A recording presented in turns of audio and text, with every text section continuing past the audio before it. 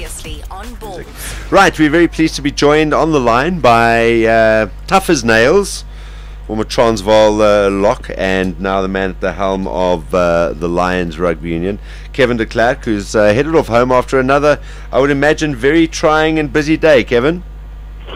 Yeah, Darren, thanks very much. Most certainly, subsequent to the decision that was made last week, I think most people knew that we were entering into a discussion with SA Rugby today. We sat around the table for about four and a half hours, and I think we're able to plot a course going forward, and if I might say, it's looking positive. All right, can you give us a little bit more? Because the situation is, as I think, is very clear and has come up time and again on both sides. I mean, we know Cheeky's not happy about the fact they've only been given a year. He's not happy about this. He wants his 3-year guarantee. But I mean, how for them, how do they Super Rugby competition, that one of the toughest rugby competitions that you'll ever want to find in a year?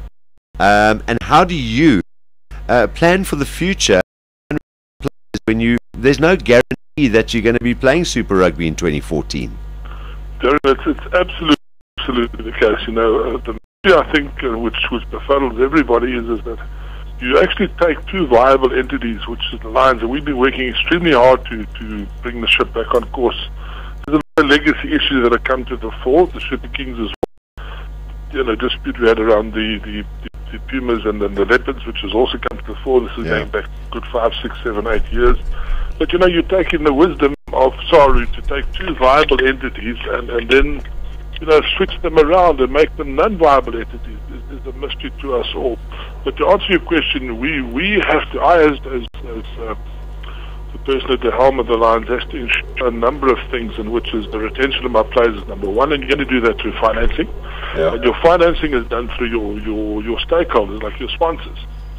And that is going to be quite a trick to convince them not only to stay on board, but not to reduce their coverage, because they would perceive that they'd be losing, Darren.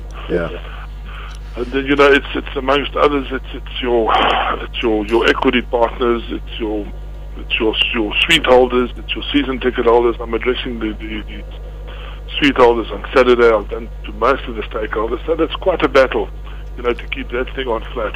Are your sponsors basically, have they committed they're staying on board despite the fact that there won't be Super Rugby, or is that an ongoing discussion? That would be an ongoing discussion. We'd have to now approach them and say they've heard this has happened. Now what do we do from here?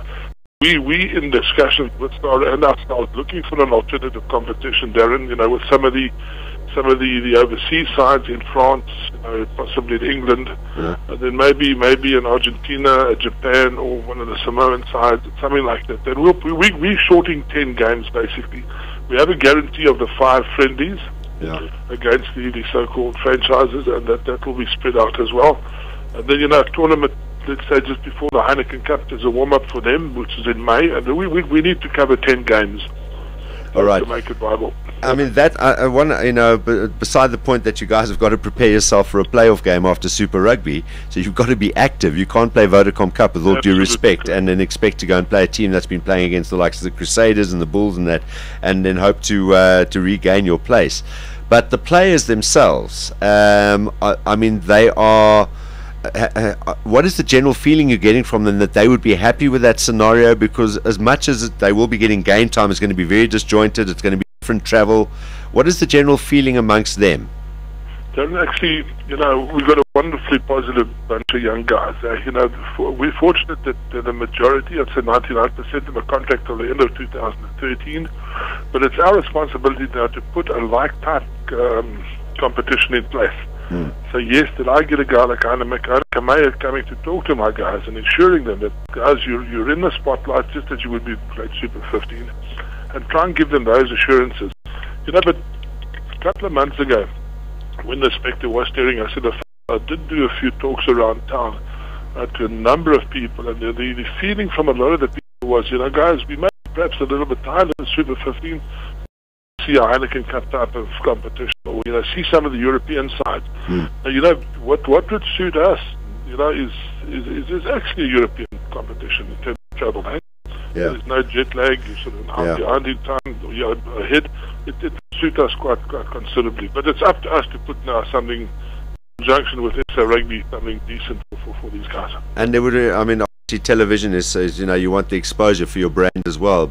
Correct. You know, that I suppose, if you look at it from a positive point of view, even if SuperSport are completely full up with Super Rugby and stuff, there are other options who are desperately wanting to be able to showcase rugby. So, you know, you do have options on that side as well. Darren, you're so correct. We've already, you know, as of now, had about 3 or 4 major clubs in Europe, in France and in Europe, wanting to play against us. So these can serve as great showcases, I think, for us as well. And as you know, that hunger is, you know, for the All right. people to look at.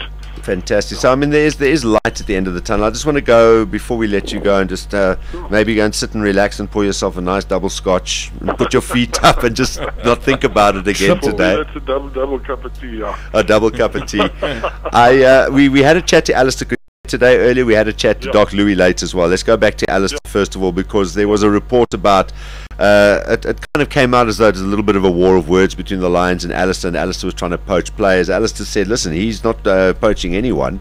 It actually came as a suggestion that an Elton Yankees might be wanting to look at going down to Cape Town again, and he said if that is the case, he'd be happy to have him in the setup. So it seems to be kind of a miscommunication that somehow went via someone in the media. That so I mean, have you had a chance to chat to Alistair? Is this all sorted out? You and I know we've been in sport for many years. With the media, more often than not, it's lost in translation. Yeah. I often used to play a game and read the newspaper report. After today, it's not the same game. It's the same game that I played it. You know? So, he obviously, his words weren't exactly as he said, but I did say in that article that I've got so much time. I think he's a fabulous person. But I just appeal to the people, you know, to exercise a little bit of dignity and an honor in this whole process, and not be like a feeding pack of wolves, you know, in the feeding frenzy and wanting to come and poach players, you know. So that was just my message. But he did put a call through to me. I wasn't available, but I put a call through to him as well. So we will be talking to each other. Yes, a wonderful man, Alistair Coetzee. Fantastic, and I think those sentiments were expressed because we thought, let's have a chat, and obviously you would have dealt with him and been around when he was part of the setup. We thought it would be interesting to see the thoughts of Dr. Louis Late, who left 11-12 years ago, a union that was cash flush, and obviously things are a bit different. He has the utmost respect for you. He says, as I think you said, you're as tough as nails, you're a great rugby man, and you're the right guy to be in the job that you are. No, it's not kind of him. Unfortunately, maybe you having stepped in when a lot of the damage had been done maybe beforehand. And we asked him the question about, do you see a way forward? Now, he did say that you guys have chatted and spoken. And his basic thing is, look, you've got to basically get business. There's business people in Joburg. You won't have to go too far to find the best business brains in this country right there on your doorstep. They've got to get involved somehow. Is that the kind of thinking, and what is that what you guys discussed? You're absolutely correct, Darren. I must just say at the same time, you know, as one also goes down the life of the road of experience in life, there's a lot of apathy about that. There sincerely is, and people need to be cajoled and pulled, sometimes screaming and shouting to the party. We work on a daily basis to try and evolve these, and we have certainly programs in place, and we're seeking to exploit this hub of business activity in Johannesburg that is so touted, you know, throughout the marketplace. Doesn't always equate to that, but we're working very hard at that. Simon? Kevin, as you look ahead, would you see the future of Lions rugby staying at Ellis Park, or can you envisage a move away from it at some point in the future? You know, that's a very good question. You know, people say often to me, Ellis Park is absolutely not user friendly, and you know, the parking is not great. The area sometimes is not that fantastic. But I just say it goes by and large around your shop window and how your senior side's performing. One only has to look back at the semi-finals and the finals. And I had some friends that are fairly well to do that could go and sit anywhere in that stadium, come in any manner that they could choose. They chose to come on a park and ride, to go and sit in the stands with their fellow spectators, and they had an absolutely a royal time. It goes around that, but it does not remove the option of having a look at some alternatives. We own that asset. We own the asset at Ellis Park. And we've had offers in the past, possibly to have a look at that, and we have, and it doesn't mean to say we wouldn't in the future. Yeah. Should the necessity arise there. Soccer City is a beautiful stadium. I don't believe it's quite a rugby stadium. And you listen to a lot of the overseas people coming to South Africa, the players, they reckon it's the best stadium in the world, Ellis Park. Yeah. There's no doubt about it. It's Coca-Cola Park. It is, and you'd know, but once again, when there's only 5,000 or 10,000 people there, it can also be the worst stadium to play in because everything just echoes around you, and that's the sad thing about Ellis Park. Intimidating when there's a lot of people. So, to attract the crowds. One of the things I've always said, and this is a while ago, obviously long before your time there. And obviously now with the option of building your support base in places like Soweto and places like that, to get a centralized place where it's close to the highway, it's accessible from all parts, even from Pretoria, because those bulls are lurking here waiting to come and snatch your supporters, right? Sure. Yeah. A place like Randburg, where there's those massive, where the hockey fields are on those massive municipal grounds, they would be ideal. Yeah. Absolutely, and we will certainly look at those options, Darren. That you got Orlando Stadium, which takes, I think, is it 20,000 people? Yeah, 20,000. I think it's 25. 20, yeah, 25. Ideal to play the lesser games and maybe market it differently. Sell the tickets absolutely dirt cheap, but really embrace that community to come and support the Lions. We're thinking along those lines as well. Awesome stuff. Well, listen, you're a Transvaal man through and through. I was growing up watching you playing with the likes of Dave Fredrickson and Richard Prentice. I actually saw him the other day. Richard, he still looks the same. He's got that same hairstyle as he had when he played. But it was great times in Transvaal rugby, and that's the sad thing. You must have such passion, and your heart must be sore sometimes when you see some of the stuff goes on. But much respect that you are trying everything in your power to try and save this union and move them forward, and we respect you for all those efforts. Thank you so much, Darren. Great speaking to you. Awesome, Thanks. Kevin. Cheers, good luck with everything, and we look forward to chatting to you again sometime. Thanks, Darren. Cheers, man. Bye-bye. Cheers, all the best. Bye. There we go, Kevin de Klerk, former Lions or Transvaal legend. Yeah, and as was said, I think all of this stuff you can point back to the early 2000s, basically from 2000 to 2005-06, damage done then, and they're trying to pick up the pieces, and it's we just hope it's not going to be too late. So maybe those business guys will step in. Maybe they'll look at getting a smaller stadium and another venue to try and start rebuilding that brand, and maybe the Lions rugby brand can get back to what it once was. Shame, he sounds like a very, very tired man. Yes, imagine all the nonsense he's had to go through. Not only with the player issue, but the Super Rugby issue. Now the union, Coaching, the franchise, and you suddenly arrive at work, and the new thing is you've got to pay $6 million to your former franchise partners. It's not easy. Anyway, that's the Lions saga today.